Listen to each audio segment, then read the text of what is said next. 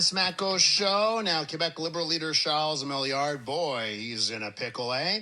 He has clarified his clarifications of his position on Bill 96. He seems to be pleasing no one. In a tweet yesterday morning, he said quite a bit. He said a Liberal government will reopen Bill 96 to introduce measures that better address the real challenges facing French in Quebec while respecting everyone's rights. He says he'll use every measure to protect French, and that does include the notwithstanding clause. Now, many in the Anglo community are upset with Milliard, including our next guest, who is leader of the Canadian Party of Quebec. Our pleasure to welcome back to the show, Joseph Cianflone. Hey, Joseph, welcome back to the program. Thanks, Elias. You're a leader. Mr. Cianflone, you're a leader of a party, for crying out loud. Mr. Cianflone. But I'll call you Joe if that's what you want. So let me ask you, what's your take on where Charles Milliard has landed? Is the problem where he's landed or where he started or all the flip-flops? How do you assess this? Listen, I think we've discussed before in the past, before he was the leader of this party, while we were in the interregnum there, that I offered him the leadership of this party, right, to do the job well. I think it's sad but predictable where he's ended up. And I think it's especially sad because what we probably have is the most honest leader of the Quebec Liberal Party in the last 50 years, right? He's probably trying to make these two dualities this party has pretended is a coherent political philosophy for decades work. But he's completely underestimated the system and, you know, the trap that he's in the Quebec Liberal Party, in that they have not led on a vision, right, and explained what the difference is between patriotism and nationalism is. They've fallen into this trap. And so now you can't have a nationalism that won't invoke the notwithstanding clause, because nationalism, by definition, is the excessive patriotism against other people. None of that is necessary for protecting French. Francophones know that. Nationalists and separatists don't acknowledge or want to acknowledge that. This is the difference between being honest and showing vision in your leadership versus accepting the cards you're dealt and trying to optimize. And we are, I would say, far past the point of optimization in our society. But it sounds like you're saying the problem is the vehicle itself, like the Liberal Party of Quebec. It doesn't matter who's in charge. It's just impossible to do what you ask inside the Liberal Party of Quebec. I want you to expand upon that because, you know, it's not too long ago that we had Jean Charest, capable, Philippe Couillard, seemingly capable. So I don't know if I agree with that assessment. I think with the right leader in the right position, you can be successful on this matter and more. I think it's all about how you define success, Elias. So there's no question that good people get involved with the Quebec Liberal Party, right? That's not the issue here. The issue is whether or not within the orthodoxy of our political debates that's been accepted, nationalism, that protecting French means squashing English, that integrating into our culture means giving up your religion, your identity, that personal freedom is something to subjugate to this collective, you know, sort of nonsense philosophy, right? I mean, there's 50 years of this, and it's, you know, there's a lot of European schools of thought in that, right? But it doesn't really connect to the North American and South American experience, right? And so, again, I think all of those people have great intentions. I'm sure when Jean Charest's son, you know, basically created the Quebec Constitution via the Liberal leadership race that we have now, the intention was not to end up with Bill 1, right? But strategically, again, because the party's political philosophy doesn't exist, it's basically a marketing machine, I think, for a lot of people who believe that they want to do good, but without having any sort of universal principles. And I mean, again, these are not hard, right? It's the golden rule. It's that respect goes both ways.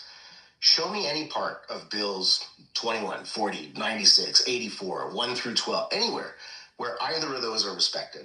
So we've led to this reality, and you've got to put the pieces together, right? There's notwithstanding, like you said, and there's first past the post. And so these structures have all created the easy path, which is unite 10, 12% of the population behind this banner of nationalism, behind which there is no unity, right? And that's why none of the good things can come to pass, right? But unite them under these knee-jerk issues. It's one issue. It's separatism. It's nationalism. It's being anti-Canadian, etc. That wins an election. What it doesn't win you is a mandate or any support from the public to actually get anything done. Okay, And we're far down this road. So listen, and we're with Joseph Cianflone, leader of the Canadian Party of Quebec. Respectfully here, Joe, it just seems like you're saying all of them. Like the Liberals, the CAQ, the PQ, the bunch of them. They all don't know what they're doing. And I'm sorry to say, but, I look at your party, fledgling is overselling it. I don't think you register in polling and that kind of stuff. So, whatever you're selling, whatever, your message here today, I get you, you're passionate about it. It is not a message that is resonating with many people. So, again, I wonder if even having a party like the Canadian Party of Quebec is the right idea, instead of taking your ideas, and some of them are really smart, taking those ideas and trying to change some of these parties. I think that's probably how most people set out until you realize the realities of the economic flows and having a job. And quite frankly, it's pretty hard to ask all of your colleagues in the Quebec caucus right now in any of these parties. You're right, because they've all endorsed nationalism because it is the easy road to take. And you are also right. That is not the Canadian Party. The more they go low, the higher we will stay. Because the system itself that is proliferated is also very easily won against. We just need 10% of Quebec to want the right things from its politics. Then all of these parties will change their tonality, right? But you can't not do the work and expect the result. So you are right. I am not here to win in any sort of expeditious manner or take that easy path, right? That would be the seductive path, right? I'm here not to try to be Premier of Quebec. I'm here to change a system that generationally has guaranteed the failure versus the ambition we could have out there as Quebec. I want to see Quebec back leading Canada, not taking welfare checks from it. We have every advantage economically in terms of our education system, in terms of our language, in terms of our deep Quebec roots, our knowledge of what it is to be Canadian at the highest levels, right? It's us who should be leading this country, and we self-defeat. So I get the advice and the hint, but I am proposing to you that what we're building here is something different. And you will see in the next 2 months, we have dozens of candidates lined up. Some of those are ex-federal MPs. Some of those have been healthcare critics. We have professors on our policy committee. You will see that this paradigm has pushed itself too far, that people are no longer willing to support it. And again, it's not overnight because it's a strong thing. And I can't resent any of these people, right? I mean, I think they all individually are trying to do something good. But once you're lost in the game, you're lost in the game. And so we need to give an alternative to our people, especially to our youth. Imagine being under 40 right now, having all the best intentions for Quebec, knowing that we can achieve at a level we don't even try to because of this. Who do you join? What do you do? As a 20-year-old, you're going to get involved with one of these parties and you think you're going to change the whole party? I mean, some do, right? And then they end up, the leaders for the wrong things, right? 20 years later, and we're facing that.